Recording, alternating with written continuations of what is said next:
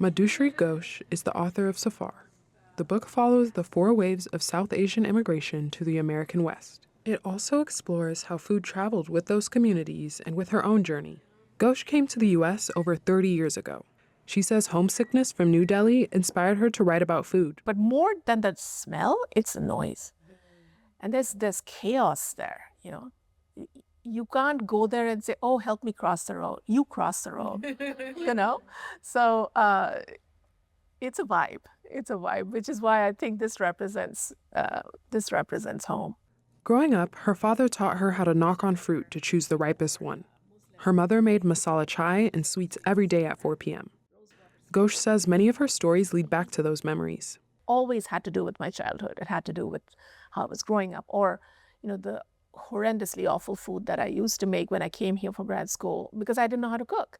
And, you know, then going back home and asking my mother how to operate a pressure cooker so I could make some dal.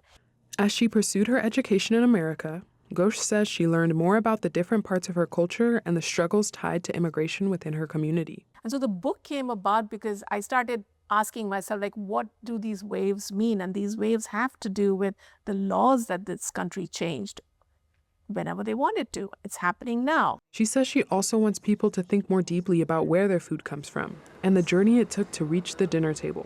It's easy to laugh at a child when the child says a chicken breast comes from the grocery store.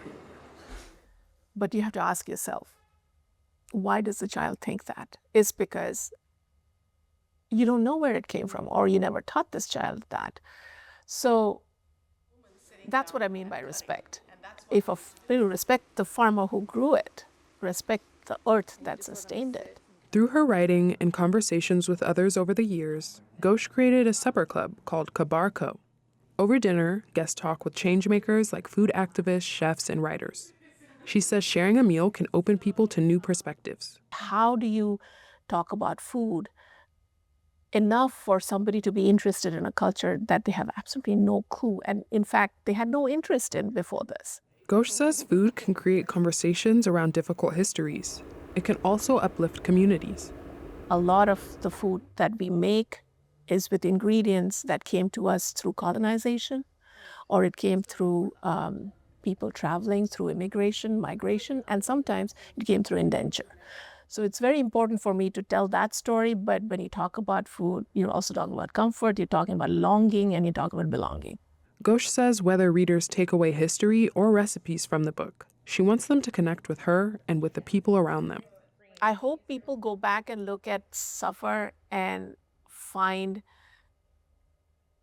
my journey to be similar to theirs. The questions that they've had about their identity, similar to mine. The official book release event is June 11th at 6 p.m. at Library Shop in Mission Hills. Audy McAfee, KPBS News.